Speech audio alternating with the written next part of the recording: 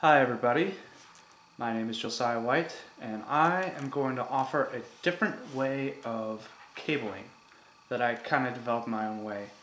I know that whenever I'm doing something complicated I like to watch several videos of different people to kind of understand it totally, make my own method. So I'm going to offer my own method.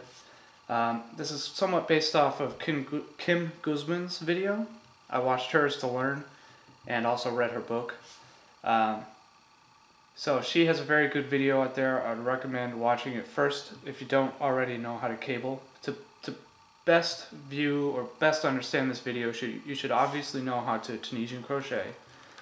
You should know how to cable, and you should want to learn. So this method, I only use a single bobby pin. I don't use an extra crochet hook. I don't use a double-sided knitting needle. All I use is a bobby pin. I'll show you exactly how. I made this technique because whenever I'm cabling, I always lose the loop.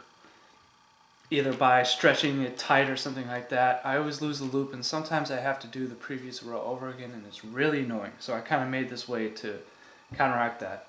Basically, the loops never leave the hook or the bobby pin. They're always attached to something.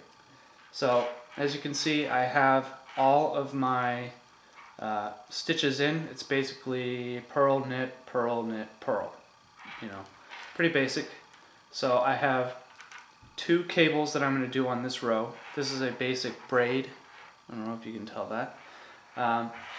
So I'm going to start off first by pulling it through one loop, two loops, and then I'm going to do these three to get it to the center. And now here's my technique. I'm going to pull the working loop off my crochet hook, make it nice and big so I don't accidentally pull it out. Then I'm going to take the bobby pin, I'm going to put it through these three. These three are going to be the ones I'm going to switch over, right? So I slide them on like that. So they're pretty secure because bobby pins are designed to do that. Now I can just pull the loops off of my crochet hook. There's never fear that these are going to pull tight. They're secure. So I'm going to move my bobby pin to the back because that's what this cable calls for. I'm going to take my working loop, put it back on my crochet hook, and pull it tight.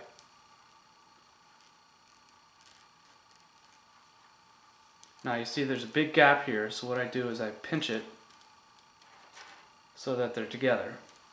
I don't want a very huge first knit. So they're pinched together, and then I just continue on as usual. I don't move the loops or anything, cross them back and forth. I'll show you exactly what I'm going to do. So I'm going to return 3.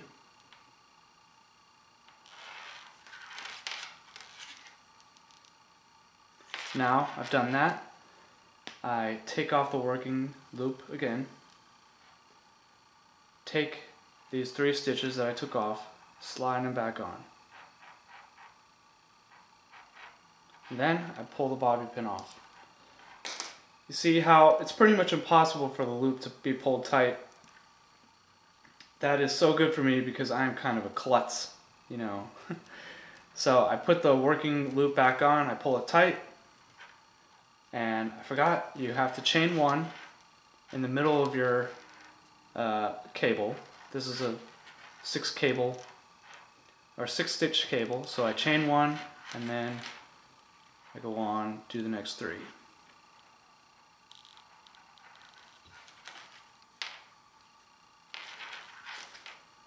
Boom. That's it for the cable. You see it's kind of a mess, but that's always fixed on the first, second, and third row after this. So I'm gonna do that one more time with my second cable. So I'm back to my 9 knit stitches here. Do the same thing, pull off this, take my bobby pin, slide it under here. One thing you have to watch out for, if you have yarn that's prone to splitting, don't stick the bobby pin through the yarn. Don't grab half of the yarn or half of the loop. So they're secure in here. I take off the 3 loops. Never in danger of them falling off. I can hold it, I can move it around. It's totally secure because these bobby pins pinch them down. And you can probably do this with any yarn. This is a DK weight yarn, so I can imagine you can do this with any size yarn. So this one I'm going to hold in front. Put the working loop back on, pull it tight, pinch it so that they're together. It may sound weird pinching it together, it sounds like you're cheating, but it actually works out. So do these 3. Don't forget to chain 1, that makes your cables pop. Then pull the loop, stick these back on. Pull the bobby pin off, put the working loop back on. See, it actually works pretty quick. You have to stretch out the working loop twice, but I think it saves time and, you know, not losing the entire row and not having to cross the stitches or anything like that. So I'm going to work these last 3 knits, and now I'm home free. I can do the rest of the row. I'm done. So it's pretty quick. I did 2 cables, 3 stitches each. I'm done with the row. And it looks like a mess, but on my first, second, and third row after this, it'll look much better. That's the technique I used for this entire thing. I used a different technique down here. I didn't really like it, or I just wasn't experienced. So I like this up here. It looks nice and smooth. They pop. And that's my method. Thanks a lot.